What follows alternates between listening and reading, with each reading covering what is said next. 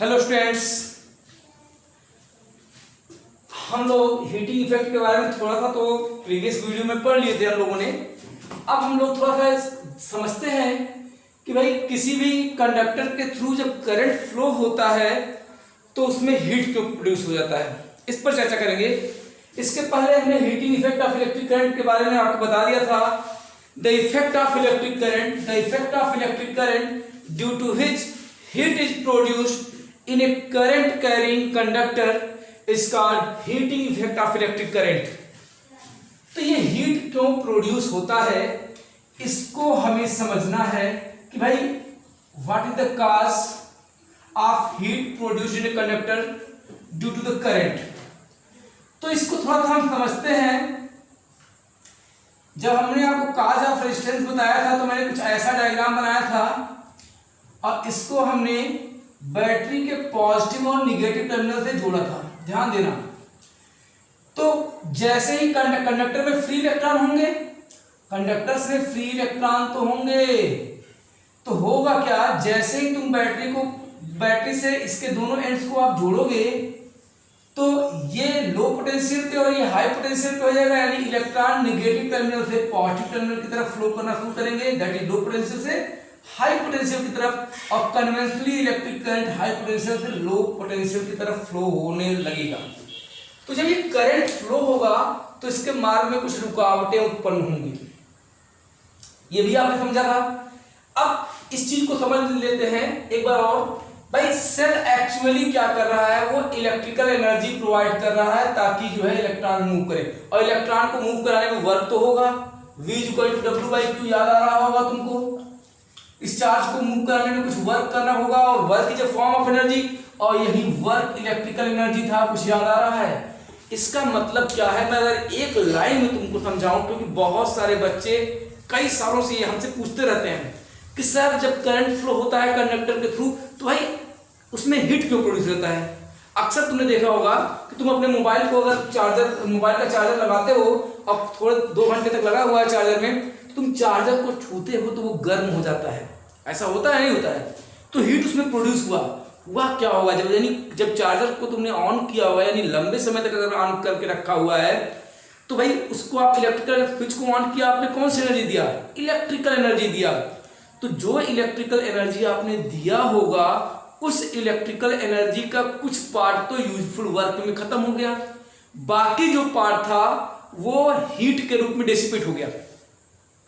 यानी जो electrical energy ये सेल प्रोवाइड करेगा, उसका कुछ पार्ट यूजफुल वर्क में जाएगा और उसका कुछ पार्ट क्या होगा, हीट के रूप में डिसिपेट हो जाएगा, और इसी की वजह से हीट प्रोड्यूस होता है। इसको हम और बेहतर तरीके से समझाते हैं आपको। इस चीज को आप समझिएगा कि भाई जब इलेक्ट्रॉन इधर से इधर मूव करेंगे तो वो आपस में कोलाइड करेंगे कि नहीं करेंगे। जैसे बैटरी से जोड़ा, आपने पोटेंशियल डिफरेंस क्रिएट किया ए और बी के अलोंग, तो यहां पर इलेक्ट्रॉन बी से ए की तरफ आएंगे, निगेटिव टर्मिनल से पॉजिटिव टर्मिनल की तरफ आएंगे। जब वो ऐसा करेंगे तो वो आपस में टकराएंगे।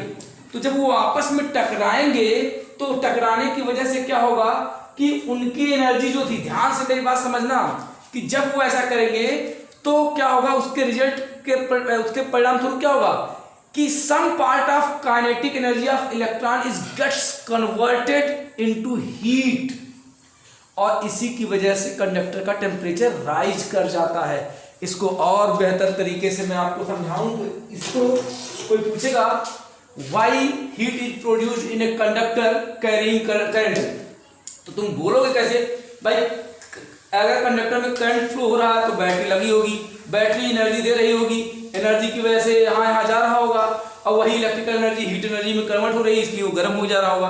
तो सिंपल सी बात है। लेकिन अगर तुमसे कोई पूछे कि भाई इसको लिखे कैसे, तो आप ऐसे कहिएगा, when a potential difference is applied across the end of the conductor, तो क्या होगा, then electrons will start flowing from negative terminal to the positive terminal, that is from low potential to high potential. तो फिर क्या होगा, while they do so they collide with each other, while they do so they collide with each other as a result of these collisions, as a result of these collisions क्या होगा, some part of kinetic energy of electron is transferred या is get transferred या converted into heat and this increases the temperature of the conductor। ये बात समझ में कुछ आई? तो आप कैसे लिखोगे, ध्यान से एक बार फिर बोल रहा हूं, समझ लो। When a potential difference is applied across the end of the conductor, then electrons start flowing from negative terminal to positive terminal, that is from low potential to high potential, and while they do so they collide with each other, while they do so they collide with each other।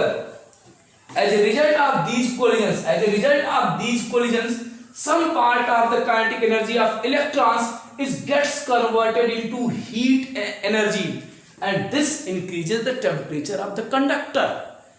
तो it is the cause of heating effect। बहुत जरूरी बात था, ये मेरे दिल में था कि मैं तुमको जरूर बताऊं कि तुम्हारे दिमाग में कहीं कहीं आ रहा होगा कि ये क्या था, कैसे हीट प्रोड्यूस होता है। अब ये बात अगर आपने समझ लिया तो हमारे सिलेबस में दिया हुआ है, सारे सैंपल पेपर में दिया हुआ, कम से कम 5 साल का सैंपल पेपर पुराने उठा कर देख लो, सब में दिया हुआ है भाई। इसमें बहुत कॉमन सी चीज है, अक्सर लोग कहते हैं कि क्या है joules law of heating. Joules law of heating क्या है, इस चीज को भी समझ लो, कुछ और नहीं यही है। क्यों? क्योंकि यही आप याद करो, इलेक्ट्रिकल एनर्जी का भी फार्मूला I²RT आया था कि नहीं आया था, बोल लो, देख के वीडियो बताओ। E=I²RT वहां भी लिखे थे नहीं लिखे थे? क्यों? क्योंकि वही इलेक्ट्रिकल एनर्जी किसमें कन्वर्ट हो गया था, हीट एनर्जी में। किसमें कन्वर्ट हो गया था, हीट एनर्जी में, इसलिए H का फार्मूला भी यही था। अब तुमको और थोड़ा सा बढ़िया बताते हैं, जूल्स लॉ ऑफ हीटिंग अगर लिखने के लिए एग्जाम में आएगा तो कैसे लिखोगे। तो ध्यान दे, पहले लेकर के स्टार्ट कर हो जाओ। According to the Joule's law of heating the heat produced, first point, according to the Joule's law of heating, first point, heat produced across the conductor या around the conductor is directly proportional to the square of electric current flowing through it. पहली बात, that is H proportional to I²। second, the heat produced is directly proportional to the resistance, यानी resistance जितना ही ज्यादा होगा heat उतना ज्यादा produce होगा, क्योंकि जितना ज्यादा रेजिस्टेंस उतना ज्यादा कोलिजन, इसका मतलब जितना ज्यादा कोलिजन उतना ज्यादा हीट प्रोड्यूस होगा। तो ये हो गया दूसरा पॉइंट। एंड तीसरा point, heat produced in a conductor is directly proportional to the time for which the electric current flows through it. तो ये तीसरा पॉइंट हो गया। On combining 1, 2 and 3 we get H is equal to I²RT। वैसे generally यहाँ पे proportionality का sign हटाएंगे तो 0.24 भी आता है, लेकिन इसको अभी तुमको मैंने बोला था भूल जाओ। तो H is equal to I²RT। Okay, ये था जूल्स लॉ ऑफ हीटिंग। अब इस पर न्यूमेरिकल आसान होते हैं और आप बड़े आसानी से लगा सकते हैं। इसको देखिए, मैं आपको एक न्यूमेरिकल बता रहा हूं, वो न्यूमेरिकल यहां फ्लैश होकर के आएगा, ध्यान दीजिएगा। लेकिन यहां पे आपको यहां पे दिखेगा न्यूमेरिकल। आपको मैं बता रहा हूं क्वेश्चन क्या है, पहले इस चीज को समझा जाए। करा, मान लो एक इलेक्ट्रिक सर्किट है, 2 रेजिस्टर्स है जिनके रेजिस्टेंस दिए गए हैं 2 ओम और 4 ओम। इसी इलेक्ट्रिक सर्किट में 2 रेजिस्टर्स हैं जो 2 ओम और 4 ओम के हैं और उनको सीरीज में कनेक्ट किया गया है। किसमें कनेक्ट किया गया है, सीरीज में 6 वोल्ट की बैटरी से। तो इसका मतलब हम इसका डायग्राम पहले बना लें। चलो, ये रजिस्टर हो गया, ये रजिस्टर हो गया। ये रजिस्टर बड़ा खतरनाक होता है, पावर को एकदम खराब कर देता है। चलो, इनको हमने बैटरी से जोड़ दिया। कितने वोल्ट की बैटरी लगाए हो, 6 वोल्ट की। चलो, 6 वोल्ट की बैटरी से लगा दिया। ये R1 था 2 ओम, ये R2 था 4 ओम।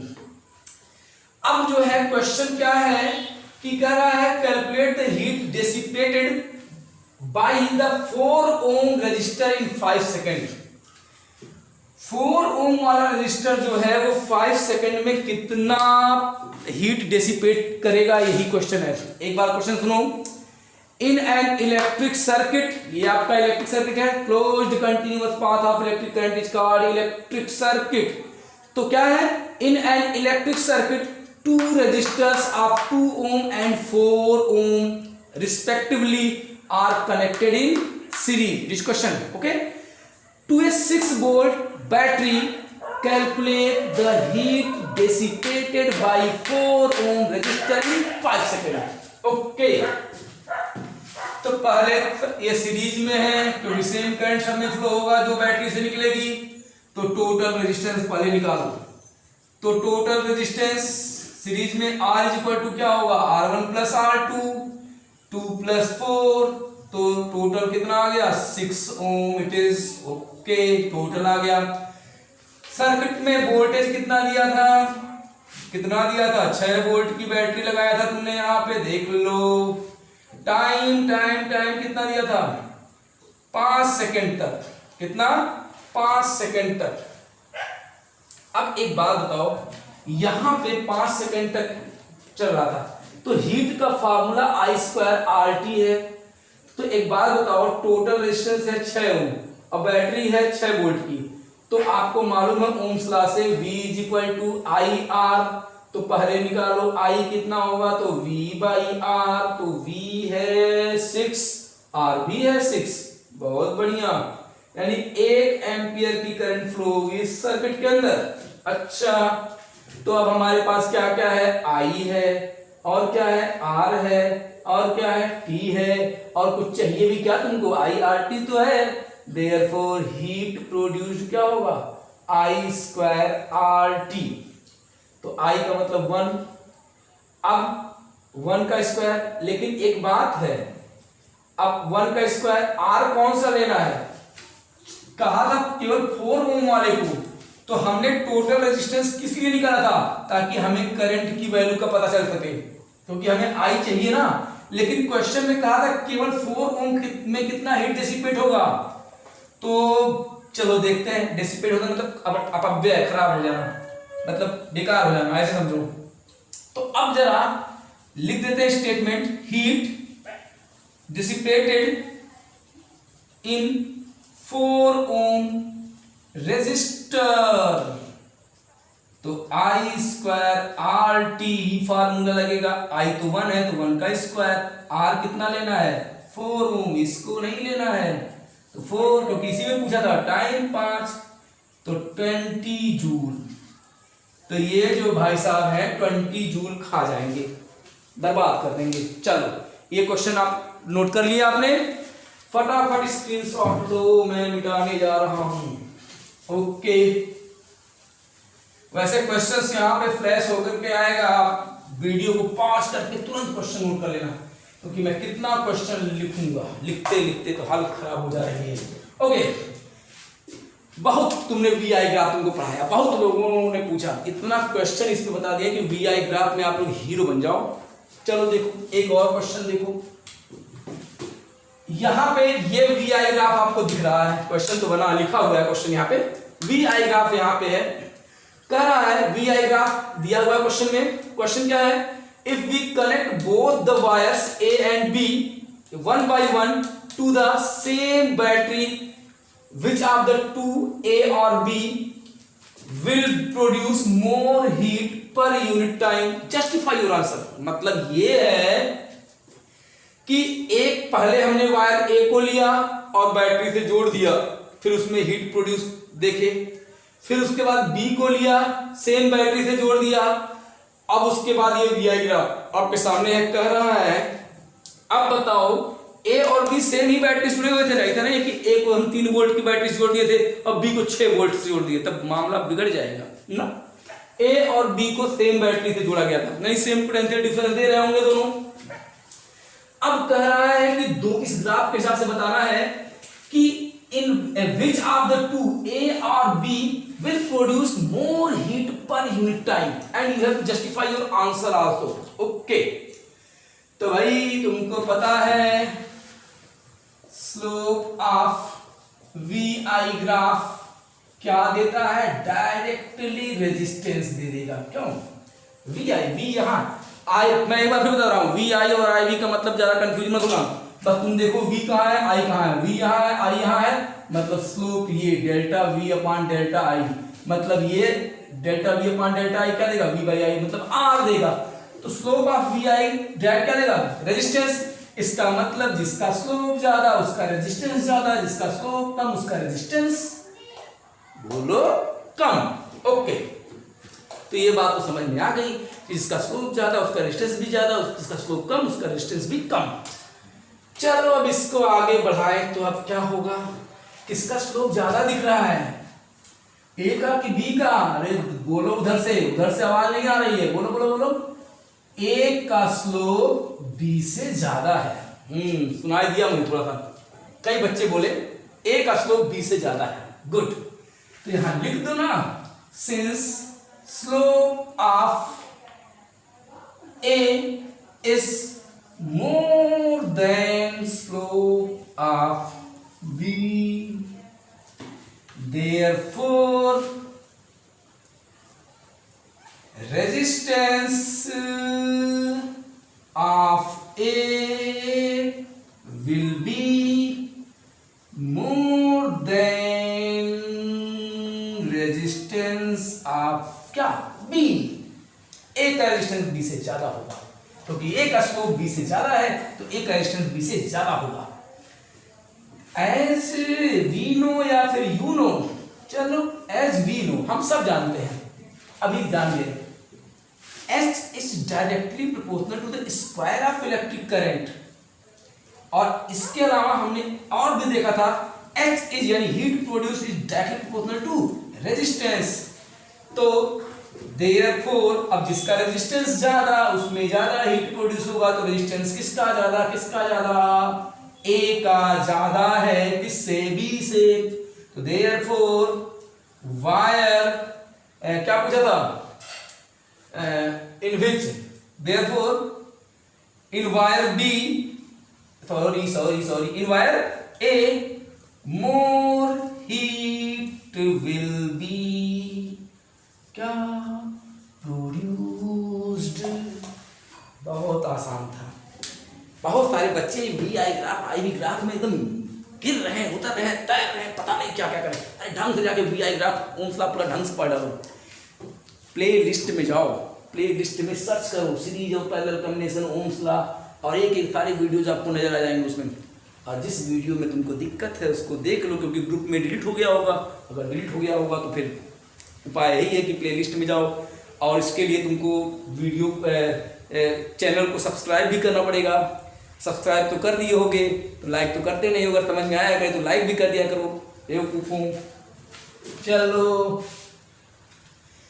चलो चलो चलो चलो चलो, आप लोगों को 10th में 90% से ऊपर लाना ही होगा।